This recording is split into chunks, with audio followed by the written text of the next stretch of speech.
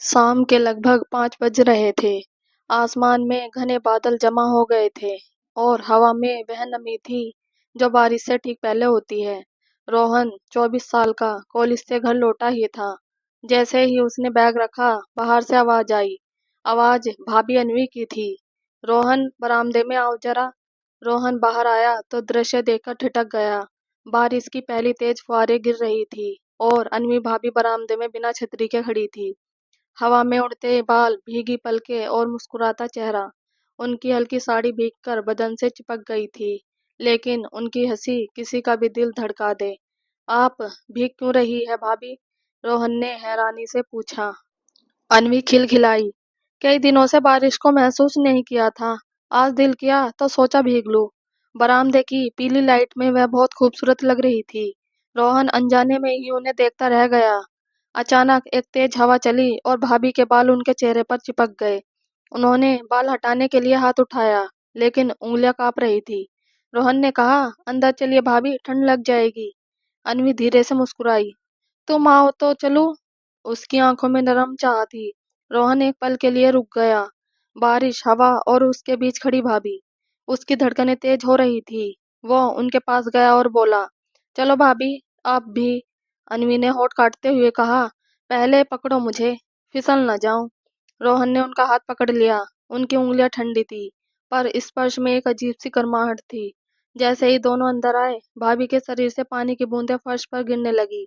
रोहन तुरंत अलमारी से तौलिया ले आया। लो भाभी, सूख जाओ। अनवी ने तौलिया लिया, पर हाथ कांप रहे थे। उन्होंने बाल सुखाने की कोशिश की, लेकिन उनका हाथ बार बार फिसल रहा था। रोहन कुछ देर तक देखता रहा, फिर बोला, मैं मदद कर दूं? अनवी ने धीरे से आंख उठाई। कर दोगे क्या? वो बोल अलग था, मीठा, हल्का सा कांपता हुआ, जैसे भाभी सिर्फ तौलिया नहीं, अपना अकेलापन भी सौंप रही हो। रोहन उनके पीछे खड़ा हुआ और तौलिए से उनके बाल धीरे धीरे सुखाने लगा। उनके भीगे बालों की खुशबू और गर्म सांसें उसके सीने तक उतर रही थी। भाभी ने आंखें बंद कर ली, धीरे से बोली, तुम्हारा स्पर्श बहुत सुकून देता है। रोहन के हाथ रुक गए। भाभी मुड़ी। अब वो सीधे रोहन के सामने थी। भीगे बाल कंधों पर गिर रहे थे और साड़ी से छनकर आती खुशबू ने माहौल को बदल दिया था। उनकी आंखों में हल्का सा डर, लेकिन उससे ज्यादा चाह थी। रोहन, उन्होंने फुसफुसाया।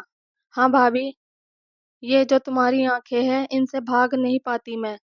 रोहन ने उनकी तरफ एक कदम बढ़ाया। अनवी पीछे नहीं हटी, बल्कि हल्के से उनके करीब आ गई। अब दोनों के बीच सिर्फ तेज सांसों का फासला था। रोहन ने उनका चेहरा अपने हाथों में लिया। भाभी ने आंखें बंद कर ली थी और अगला पल उनके बीच धड़कनों का एक गर्म, धीमा और संवेदनशील मिलन का था। रोहन ने उनके गाल पर एक लंबा, नर्म चुंबन दिया। भाभी की सांसें तेज हो गई थी। उनके हाथ रोहन की गर्दन के पीछे तक पहुंच गए। किचन के पास खड़े दो वयस्क, बारिश की महक, कमरे की गर्माहट और भीतर की चाहत से घिरे हुए, उनकी दूरी लगभग मिट चुकी थी। अचानक बाहर से हवा ने पर्दे हिलाए। भाभी ने रोहन को अपनी तरफ खींच लिया। आज मुझे अकेलापन बहुत ज्यादा लगा। रोहन ने उन्हें अपनी बाहों में कसकर भर लिया।